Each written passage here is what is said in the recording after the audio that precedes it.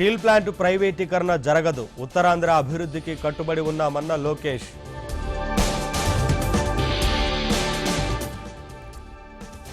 Record స్థాయిలో ఉద్యోగాలిచ్చాం, ప్రతిపక్షాలు అడ్డుకునే కుట్ర చేశాయన్న సీఎం రేవంత్ రెడ్డి.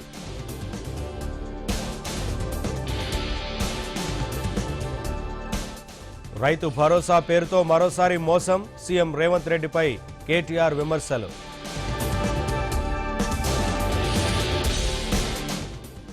పిన్నెల్లి ప్రధాన అనుచరుడు అరెస్ట్, 7 నెలలుగా పరారీలో ఉన్న తురగ కిషోర్.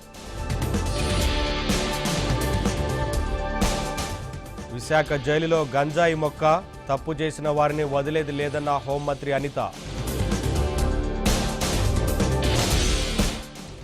చిక్కడపల్లి పిఎస్లో అల్లు అర్జున్ విచారణ, కిమ్స్లో శ్రీతేజ్ పరామర్శకు రావద్దని నోటీస్. విజయవాడలో హైందవ శంకారావం సభ, దేవాలయాలకు స్వయం ప్రతిపత్తి కల్పించాలని డిమాండ్.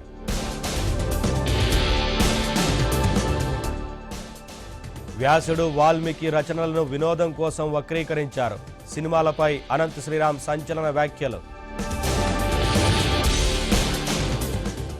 శ్రీకాళహస్తి దేవస్థాన అతిథి గృహంలో అపచారం, మందుబాబులను అరెస్టు చేసిన పోలీసులు.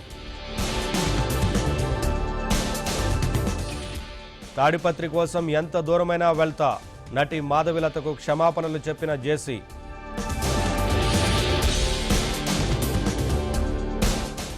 నకిలీ డెత్ ఫ్యామిలీ మెంబర్స్ సర్టిఫికేట్తో రిజిస్ట్రేషన్, ఆదోనిలో సబ్ రిజిస్ట్రార్తో పాటు మరో 5గురిపై కేసు.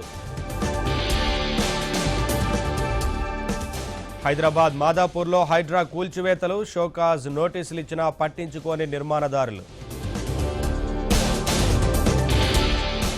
సీఎంఆర్ కాలేజీ ఘటనలో దర్యాప్తు ముమ్మరం, కాలేజీ ప్రిన్సిపాల్ సహా మరో 6గురిపై కేసు.